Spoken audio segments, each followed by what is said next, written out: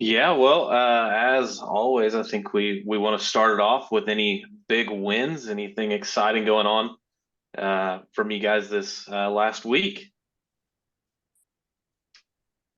Personal, business, large or small, we want to celebrate them. So just unmute and fire away. While you guys are thinking of that, I got a newer guy I started working with that he only told me about one job, but he's gotten a couple jobs. We just got started on local services. He had no online presence before, and one of the first jobs he got was 3,500. So he's going to be covering his budget for the next couple weeks just on one job alone. Woo, it's Wow. huge. Come on. Way to go. That's what I'm talking about. Did I say who it was? It's Dan with D&D Contractors. I think that's a little weird to, to not say the business name, but yeah, that's who it is. Oh. That's awesome. Well, I just got off the phone with Anthony and Travis, their first week with us, Affordable Bath NJ, New Jersey here, and they got their 10 Google review count first action item here. And here's the impressive part. I said, well, who did it all? I mean, it's their partners here. It's usually 9 and 1 reviews. I mean, one person got all the reviews, and they said, no, we both did at it. I think we both got the same. And I was like, that's impressive. You're a good team. Let's keep this going. So that's my win. Wow, no comments, really. Hi, guys. It's a good win. Anybody else have a win that they want to share? Just unmute Yeah, I and listen. I'll share. yeah. I don't want to take up too much time, but we continue to I'm looking at my scorecard that we updated yesterday with Travis, and it's starting to make some sense to me. We did 105,000 a couple of weeks ago when I talked to you. We're now up to 131,000 in deals that we've won, and that's great. We've had 18 or 19 deals that we've closed. We're with you guys about 3 months, so very pleased. And our conversion, it says here, is 45%, and our closing is 46%. So you guys have done a great job, and I know it keeps blowing smoke, but it's all positive. You guys have been genuine, and we're very pleased. We started doing Google ads. We have, and all of this is without advertising, so that's even cooler. And now we're starting to do Google advertising. And last is our slow period is November, December, January. So I think we're going to stay busy, and that would be a huge win. And I'll keep you posted on that. That's awesome, Rob. Come on, No, Rob. So much Always more to come, appreciate sir. Yeah, no, you guys are great. Thank you, guys. I really mean that, because there's been so many people that have been dishonest, and I've spent a ton of money on dishonest. So you guys have been great. Oh, we Love it. love hearing it. Love hearing it. Anybody else have a win before we get this show on the road here? Good morning. I'll Good speak. morning, Shatoya. For us, I would say, we've been doing like the weekly interviews, the weekly meetings, and I would say yesterday or when we kind of had to push up the meeting. We've been meeting at 6:30 for our team meetings, but instead of meeting at 6:30 yesterday, we had to meet at 6 because of a job or whatever. But I feel like in the past we would have been like, oh, we'll just cancel it for the week. But this week we just kept it. And I feel like that was a big win for us instead of like canceling it, just seeing the importance of keeping that meeting in place, even though we had to put it earlier. Yes, on. Shatoya, that is huge. Yep. Love to hear I it. love that. I'll also add, Chito, I don't know if you're aware of this, but in our last meeting, I challenged the K&B team to get some new reviews, and Kevin took that on, and they've gotten, and this is just to date, we're still got some window in between our next meeting, but they've gotten 34 reviews in just a week, in less than a What? week rather. 34 new reviews. This is a low voltage contractor, so if you think, we don't do enough work to get that many reviews, take notes. These guys have been getting Bryce, after it. Yes, what ma'am. we've done, just to kind of share with the team, is that we've put in a competition with our team. Oh yeah. Whoever gets the most reviews here, we're going to take them to mine and Kevin's favorite restaurant. So they're fighting to be able to do that. I think just in the month of November, one of the guys has like 15, I think, reviews, and the other guy has like I don't know, you said 30. So they're like, it's Wow. us, but it's also our team. And so that's helped us telling them we're going to take them out to dinner. That's really cool. Come I love it. on. Love that. I hope it's Waffle House for your wallet's sake, but No. What funny Redmond growth story. When the day that we hit, what was it, 100 clients, this was quite a few years ago. We come to the office, it's a Friday, and we shut everything down at noon. And Robert and Tim take us to Incredible Pizza, which is like a Dave and Buster's, but for kids. And we had a blast. They gave us game cards. We were playing mini golf. Actually, Rudy and I were playing Guitar Hero about the whole time. this is true. This was a while ago. Got very competitive. But it, you know, these days I think we might prefer a steakhouse, but it was a pretty good time. Absolutely. Okay. Any other final wins before we get going? We'd love to hear it. I just got a text from Brandon with J&B Specialty Trades, and he's telling me he cannot get on the video call right now because of his Wi-Fi, but he sent me a photo and there is 8 inches of snow on the ground where he is at in Colorado. So, Wow. yeah, happy November. Yeah. Okay, Travis, well, let's go ahead and take it away, sir. Absolutely. Let's see here. So, um, with the discussion that we're going to have today, the topic is really going to be about transforming your business by being remarkable. Just how we can accomplish that, why it's so important, and really just the effect that it can have on your business. And so, we all know that the world's just packed full of all these boring businesses that all blend together. Nobody's really standing out. Everybody's doing and saying the same thing, right? You see it all the time. But the truly successful businesses are the ones that are daring to be bold. They're the ones that dare to take the risk to truly stand out. And so the basis for our conversation today is going to be going over the concepts created by Seth Godin in the book, The Purple Cow. And so before we jump into it, I want to go over a quote by Seth that really kind of sets the tone. And that is, quit or be exceptional. Average is for losers. Shoot. Yeah, Seth, he knows how to cut to the chase, not you, Rudy. But it's a bold statement. It makes you really think a little bit. But when you hear that quote, it's a call to action. It's a reminder that mediocrity isn't really a compelling option. The intent of it is to encourage people to either excel and stand out or reconsider their path. It's a motivational nudge to strive for excellence and avoid settling for average, falling into that trap. And at the end of the day, that's what Purple Cow is all about, striving for excellence. So just a little bit of backstory here. In the book, Purple Cow, the author, Seth Godin, he tells a story that goes kind of something like this. So Seth and his family, they're driving in the countryside on a vacation in France, and they're just cruising along. As they are traveling, they come across a field full of black and white cows. They really hadn't seen many cows before, so seeing a field full of black and white cows, with a car full of little kids, was really exciting. Okay, and so they keep driving down the road. When they pass the second farm, they're excited. They said, "Dad, look at the cows! Look at the cows! Oh my gosh, look at all those cows!" But after about the 5th or 6th field full of just black and white cows, the kids are just kind of over it, right? It's yeah, I've seen cow before, and at the end of the day, a cow's a cow, right? But that's whenever Seth had the idea pop into his head. His kids were right. They had at this point seen, plenty of fields full of black and brown cows. And a cow is just a cow after all.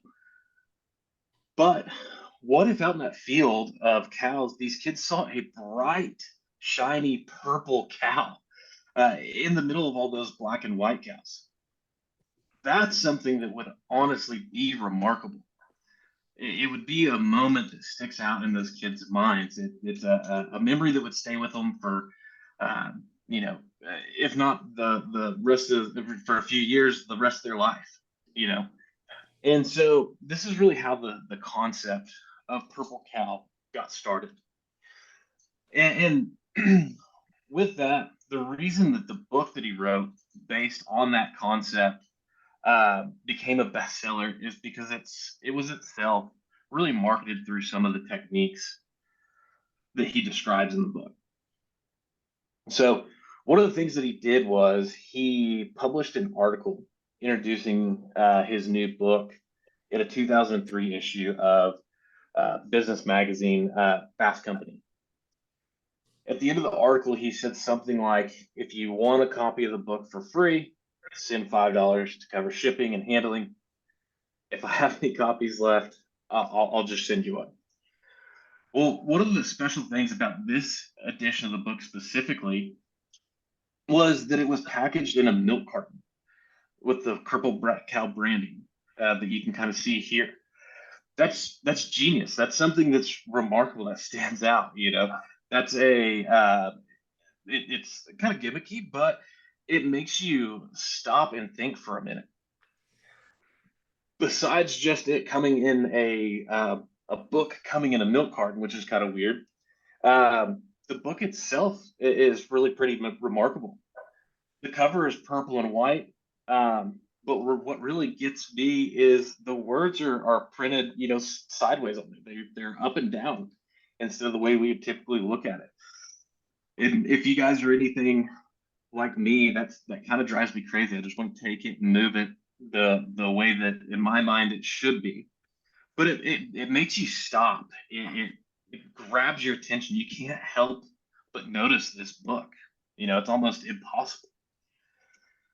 And so the book is literally a real life example of a purple cow in marketing. The essence of the purple cow is that it would be remarkable. And Seth Godin tells us in the book that something remarkable is worth paying attention to. Okay, so that's just kind of powerful words. Something remarkable is worth paying attention to. And at the end of the day, when it comes to advertising and standing out, that's what you're trying to do. You're trying to get people to pay attention to you. And so, but before I kick off this next slide, I really want to start by asking you this question, kind of raising it. And I want you to think about it, not just right now, but really as we go through the rest of the call, kind of have it building in your mind. Okay. That is, what is your purple cow? What makes your business remarkable? What makes you guys stand out? If you're sitting there in the sea of all these boring businesses, what about your business grabs people's attention? Okay, and while we're here, does anybody, is there anybody in the call that maybe already has a clearly defined purple cow that they use in their business? We have anybody willing to share? Well, our business, Travis. It's my brother created that with a purple bear. I didn't know if it's associated with the purple cow, but it absolutely as a logo stands out significantly. And I think, and that's where he puts his emphasis, not on his name, but on painting and on the bear, the logo. And it's on everything is logoed, every uniform, every truck is logoed professionally. And I tell you, it stands out. People remember the purple bear, to be candid. I love that, especially for a painting company to have some bright color and it's on a creature that is not a bright color, that stands out. I have a client, One Way Plumbing, they're plumbers, and their slogan is they have a no plumber butt guarantee, no butt cracks guarantee. That's pretty funny, because we make the joke about plumber butt. Also have pins that look like plungers. And in fact, if you stick it to a table, it sticks like a plunger. And so, little things like that are definitely going to be something that you think about. Later on, you're going to think, oh, who is that plumber? Where's that plunger pin? Let me go grab it. Yeah, no, I agree with you. And my dad was a big advertising exec out in New York City, and he did the Timex commercials and things like that. And Ben has that gift, and doesn't even, his name, you'll see it is half the size of the word painting and the bear. I mean, it's not about colorosity, it's about people Yes. remember the bear, and hopefully they see the word painting associated with it. So he's pretty sharp, pretty smart the way he did it. Absolutely. And that's a good example, Rob, uh, and kind of builds into the next point that I want to make, because to me, that's definitely that's one of your purple cows, but you guys have also been in business for 3 decades, over 30 years. That's like a claim that very, very few businesses can make, right? I think you said that you've had families where maybe 2 and 3 generations have used you guys as services, across that time, and how Yeah, no, remarkable is that? absolutely. Yes, sorry. Yeah, 30 years he's been in business, and all word of mouth. So, Yeah, you know, we're just starting to advertise digital, and everything's been word of mouth. So we're very thankful for where we're at, and we just want to grow the business. absolutely. It really, that is the goal with the purple cow. It's not even to build just one purple cow. You want to have 2, 3, 4 areas that you can really point to that make you stand out from everyone else in your industry, in the area that you serve. And this isn't just about painting your trucks a bright shade of purple, and calling it good. That's maybe a good place to start if you want to, but that's not the only way to do it. There's a lot of different things that just requires a little bit of creativity, maybe a little bit of thinking to figure out what your purple cow is. And I've got the quote here from the book that I love, and it's consumers were too busy to pay attention to advertising, but we're desperate to find good stuff that solves our problem. In that statement, Seth is really highlighting a shift in consumer behavior and intention. He's suggesting that traditional advertising methods, which often interrupt or demand the audience's attention, are just becoming less effective in and of themselves. People are leading busy lives. We're all bombarded with information and advertisements 24/7, and are increasingly just getting better and better at kind of tuning out and ignoring traditional advertising messages. But the statement, he's really just highlighting again that shift in the consumer behavior and attention. He's suggesting that those traditional advertising methods with the interrupt or demand your attention, they're just becoming less effective by themselves. So the key takeaway is that businesses and marketers, you have to focus on creating content and products that genuinely add value to customers' lives, rather than just relying on advertising methods that may be easily dismissed, in today's fast-paced and just information saturated environment. So yes, you have to be on Google. Yes, you have to be on local services. You've got to run ads when and where it makes sense. And if you're unsure of where and when you should be running ads, Nicole did a really great group call just a couple weeks ago that covers that, and you can check that out. But the goal is still to be all of the places that your ideal and likely buyers are looking, you know. But just being there in and of itself is not enough. You have to create different content that stands out. You have to show and communicate how your product or service is remarkable, and just separate yourself from everyone else that is also advertising on that platform. Okay. So now, while you guys are thinking about what your purple cow is and what makes you remarkable, I want to go over some examples of what a purple cow might look like, and just some famous examples. So a purple cow can, might be a recognizable and unique image or icon. Maybe it's a catchy phrase or jingle that gets stuck in your head. Okay. It could be your no-brainer offer, right? Just a killer offer. Maybe it's a game-changing innovation, a new take on your industry, creating an efficiency in time or price, eliminating a standard practice in your industry that customers hate. Maybe it's paying attention to a little small detail that just at the end of the day, it makes your customers say, wow, that was awesome. You don't see that every day. You know, not every plumber does that. Not every contractor does that. You know, it could be, through a cause that you're passionate about supporting through your business. It's a great way to stand out to people. And at the end of the day, a purple cow could literally be anything. You know, we try and put things in all these boxes, but just be creative. There's no wrong answers. In the book, Seth says you win by trying and failing. Test, try, fail, measure, evolve, repeat, persist. I'm gonna repeat that one more time. You win by trying and failing. Test, try, fail, measure, evolve, repeat, and persist. What he's saying is, you know, if you try something, if you're bold and you stand out and it doesn't stick, it doesn't work, don't give up. It's okay. You know, test it out, try it, let it fail. You know, measure the results, change up your purple cow.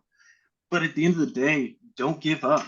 Keep trying to stand out to your customers. And so we'll go through and quickly look at some examples of these brands that have, purple cows that kind of fall into some of these categories. First one up is famous images and icons. And so we're gonna give it to my guy, the Kool-Aid Man, the nod here. You immediately know what brand is being represented without any context or logo. This, it's Kool-Aid. He's instantly recognizable. The same exact thing can be said for the Michelin Man and Mr. Clean. Okay, you don't need any text. A quick timeout. I was irrationally terrified of the Michelin Man for the majority of my childhood because of the 1980s Ghostbusters movies, where he's a big monster terrorizing New York City. But I've recently overcome that fear, so he got to make it on the slide today. But finally, I've got the world famous Nike swoosh. Again, needs no introduction. People don't even think that's the Nike logo. They almost just read it as if that image is the word Nike spelled out, right? And so, these are some good examples of famous images and icons. Phrases and jingles, these are fun ones. If you guys want to unmute or stay muted and just kind of sing along. But Roto-Rooter, okay? When you hear the name, it's instantly, you think of the jingle. Call Roto-Rooter, that's the name. And away go troubles down the drain, right? It's classic. Like a good neighbor, State Farm is there, right? You brought me back to millions of commercials right when you said that. Absolutely. You can't get away from it. Prefer you don't do that. I'm sorry, Rudy. I'm That was just kidding. insensitive of me to not think about your feelings. But I've got Oscar Mayer next. I'm not even going to get into there. But as soon as the logo pops up, you start thinking the Oscar Mayer song, right? And so these are some good jingles that stand out. But next we have some phrases. For some reason, this one popped into my head instantly above all others. There's some things money can't buy. For everything else, there's MasterCard. It just takes me back to my childhood. I think about all the commercials on TV of always seeing it, thinking how cool it'd be to have MasterCard. America runs on Dunkin'. Right. Everybody knows that phrase. You can almost start it off and say America runs on, and somebody will finish your sentence for you. Right. And we've got a repeat offender here, but Nike. When you say Nike, what are the 3 words that instantly pop into your head? Just do it. It goes right along with Nike's entire brand, their entire logo. When you think Nike, you think of those 3 words. And so, no, kind of moving fast. I hope these are kind of fun to see and think about, but that's the point. Okay. A purple cow is something that is remarkable and it should trigger a good positive emotion. That's what we're trying to do. And so the next thing here is a great promotional offer. Every business has to have one of these as a part of their purple cow. It's that no-brainer offer. The goal of no-brainer offer is simple. You don't have to think about it. There's a different from a brainer offer, which is what most people offer when they're marketing. And it's something that you just don't even have to think about. It's, of course, absolutely, that's the choice. Why would I choose anybody else? I'd have to be crazy to choose anybody else. So this is an area where it's really common for us to see people kind of get nervous or scared and get really conservative. But just keep in mind, remember, we have to be remarkable to stand out. We're not the only people advertising the services that we offer. We've got to stand out from everybody else. So saying and doing the same thing that everybody else is doing won't work. And so what are some examples of no-brainer offers? Well, first month, Dollar Shave Club here, $1. Fantastic. And if it's not $1, make it a crazy low price for a service that gives you the chance to win that customer for life and really create a disciple that's going to go out and sing your praises and recommend you to friends and family members. Okay. Extended warranties. Don't be scared here. Whenever you hear extended warranties, you're probably thinking of the phone call. I've been trying to reach you about your car's extended warranty. There is a right and wrong way to do this. If your purple cow is going to be an extended warranty, it has to be remarkable. It has to exceed everybody else's warranty in your area, not just a little bit, but pretty substantially for somebody to get excited about a warranty, right? Next I've got, guarantees. This is something that it's really easy to just be empty words, okay? It has to be powerful. How do you make a guarantee powerful? Well, we guarantee to be on time, and if we aren't, we'll give you a $20 gift card to Chick-fil-A, to Quick Trip, wherever, right? This makes it more than just words that are printed or posted somewhere online, right? And then last, I have the notorious free trial. I think every software company in the world has my information on a soccer forum. Every time I sign up for the 14-day free trial, and then they charge me on the 15th day. But these are just some examples of great promotional offers. And if you don't have one in your business now, this is an absolute great place to start with your purple cow. And don't overcomplicate it, guys. We don't want to keep it so simple. Like everybody does a free estimate. Okay. Yeah. At least most companies do. That's not going to make me want to choose your company over somebody else's.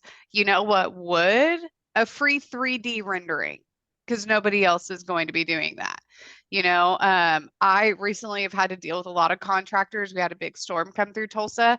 What's really annoying is when people tell me that they're going to show up and they don't. It's a great way to get me to never use your company again. Having an on-time guarantee, that's a great no-brainer. That's going to incentivize me. Don't feel like you need, we're giving you some examples of some big brands, but just because you're not one of these big brands doesn't mean that this is not applicable to you. I encourage you to get creative here and to not overthink it. But if you are trying to mimic what all of your competitors are doing, then that is not a purple cow. That is a black and white cow because everybody else is doing it. Absolutely. Yeah. And so great point. We're giving you some well-known examples to just kind of paint a picture, but really the purple cow is the companies that have the most to gain from this, honestly, are the small businesses. You guys are much more in a place and in a position to be able to, again, take risks, to stand out, to do something different than these huge, corporations. You guys have more to gain from it, from standing out from your competition than anybody else. We're just trying to get noticed, right? Another great way to get noticed, and stick with me here, is a game-changing innovation. This might be a little bit more rare, but it's definitely worth mentioning. Okay, I'm going to show a couple heavy hitters, but it could be smaller things. Amazon Prime changed really the entire the way we shop. You know, their 2-day shipping, it's standard now, but it was absolutely inconceivable when it came out. There's tons of companies that have copied them, and it's almost standard practice now. In some cases, you can get it next day or even same day. But prior to that, what was the primary benefit of getting in the car and driving to the retail store? That instant gratification. You didn't have to delay. Oh man, I'm excited. I bought this and I don't have it. What do you mean I don't have it? I want it now. Okay. Well, that's your 5 to 7 days if you order it online before Amazon Prime came out with their 2-day shipping. That was previously the online shopping experience. So reducing this barrier is what set the stage for Amazon's dominance and the beginning of the era of big retail store closures. So Amazon accomplished this by asking itself, what are my competitors doing that my ideal and likely buyers don't like? They said, why does someone shop a retail store instead of just ordering it online? And they found a solution to that problem. Another industry-shaking innovation was Netflix. And I'm not even talking about it from the streaming platform side of things, but the small, snail mail DVD rental company that killed Blockbuster and the entire movie rental business. That was their original triumph, and they did it by thinking outside of the box and doing what all the other companies said was impossible. They eliminated late fees. This was, customers' number one complaint with the movie rental industry. It's been a while now, but we've all had it happen where we paid for a movie 2 times over because we forgot to take it back to Blockbuster, right? Netflix eliminated this by creating a subscription service where you could keep it as long as you want with no late fees and rent as many movies as you want in a month. They essentially offered the same exact service that had always been offered. They rent movies to people that don't want to pay to own them. They just found a creative and innovative way to give it to them, right? Now, yours may not, change an entire industry. It could be smaller things. Bryce, I think you had a client that, one of their no-brainers, kind of an innovation or whatever, if you will, was they didn't leave behind tracks. They left behind like a lemony scent, right? Am I saying that right? Yeah. Plumbing. Whoa. The only thing that they leave behind is the lemon scent. It was a plumbing company. Yeah. And so, they found what customers disliked about some other plumbing companies, and they said, hey, we solve it and more, right? We eliminate that. We revolutionize that. You don't have to worry about us. We clean up after ourselves. The next example is just a cause base. I'll be quick here. The two best known here are Tom's Shoes and Warby Parker. Tom's is well known, and really their brand was built around the 1-for-1 give back, where every pair sold, they donate a pair to children in need. Warby Parker, they're a eyeglass company. They have a very similar offer that they're well known for, called Buy a Pair, Give a Pair, where every pair of glasses that they sell, again, a pair goes to somebody in need. Your give back can be simpler, and it can go to a cause that you're passionate about. Maybe it's every service call that you go on, you donate $1 or whatever it is that you want to give back. But at the end of the day, it's 2023.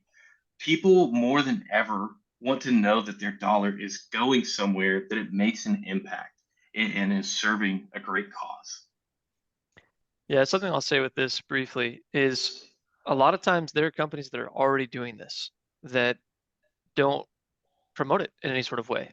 Like a client that I've got that's in Florida, a very retirement kind of community area, and a lot of veterans in that area. Well, they were already giving to veteran programs and gave military discounts, but never promoted it. So nobody ever knew about it, and they weren't able to stand out, but they were already offering it. They just, if someone asked, they would say yes. Instead, we just changed the script and then added that into what they're doing. Absolutely.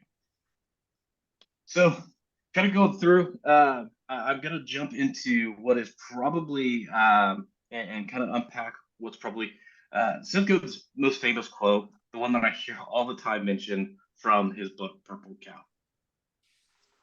In a crowded marketplace, fitting in is failing. Not standing out is the same as being invisible. Boring is invisible. Remarkable people and products get talked about.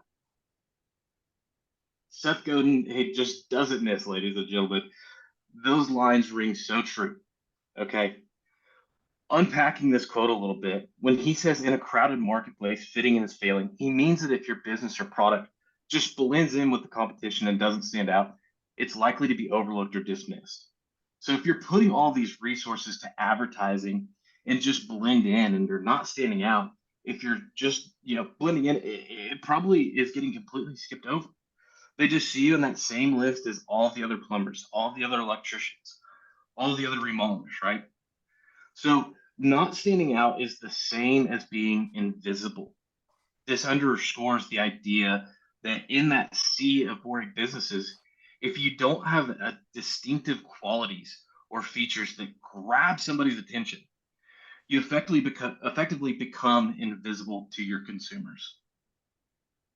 Remember, it's the remarkable, the unique aspects of your business that make a product or person memorable and visible in the marketplace. Again, it says boring is invincible. It's just reinforcing that concept that mundane or unremarkable things are easily overlooked. If your product or your approach is boring or it doesn't capture interest, it becomes invisible to customers that are bombarded with a multitude of choices. Maybe there's a few customers here that are lucky enough that it's not the case, but for most of you, how many options do your ideal and likely buyers have when they're searching for your service online? For most of us, it's a ton. In a lot of cases, it's almost unlimited, right?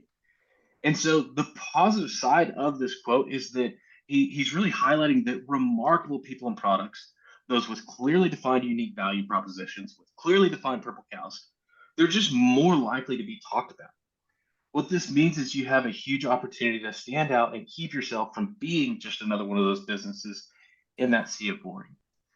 So, key takeaway: aim for uniqueness, be remarkable, and give people a reason to talk about your product or your brand in order to thrive.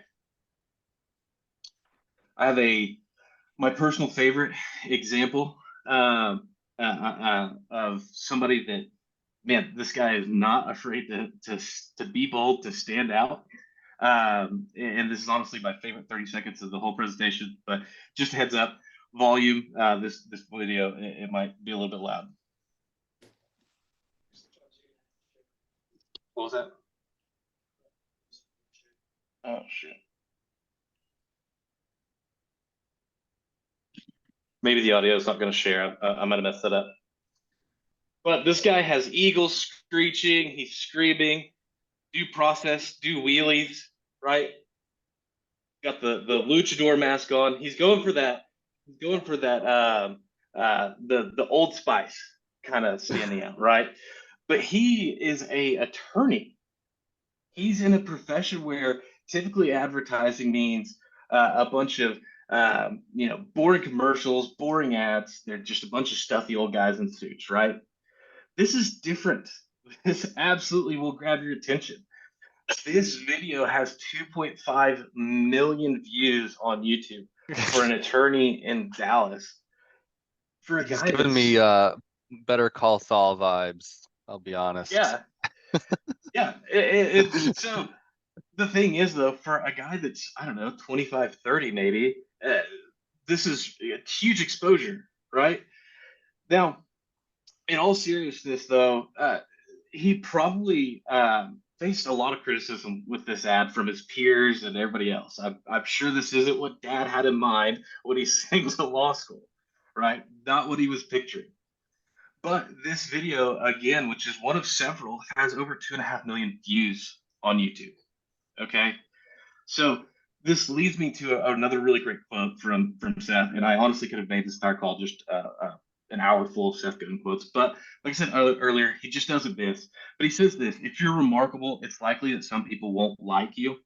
That's part of the definition of remarkable. Nobody gets unanimous praise ever. The best the timid could hope for is to be unnoticed.